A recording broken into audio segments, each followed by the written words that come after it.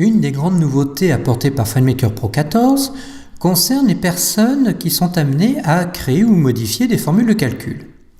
J'ouvre par exemple la définition de mes rubriques de ma base pour créer une nouvelle rubrique, par exemple politesse, que je vais définir de type calcul.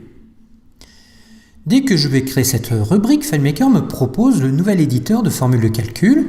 Et là, je vais pouvoir donc saisir ma formule, par exemple avec l'instruction K. Dès que je sélectionne K, FileMaker va me proposer directement la syntaxe adéquate. Je passe à la ligne. Si je veux insérer une rubrique, toujours au clavier, je vais taper les premières lettres de ma rubrique. Ma rubrique qui m'intéresse, c'est par exemple la rubrique Title. Je vais taper les premières lettres de Title.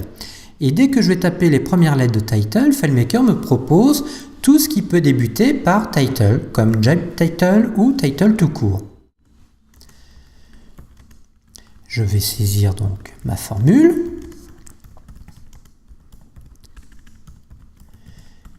Je passe à la ligne. Je recommence. FileMaker me propose directement les rubriques qui commencent par les premiers caractères que je viens de saisir.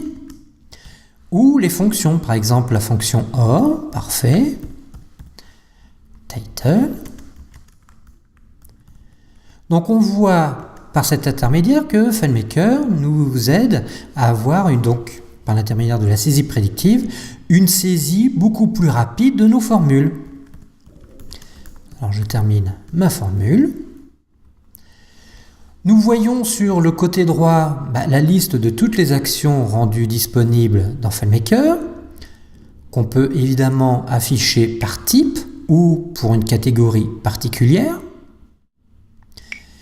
Et nous voyons sur le côté gauche la liste de toutes nos rubriques mises à notre disposition.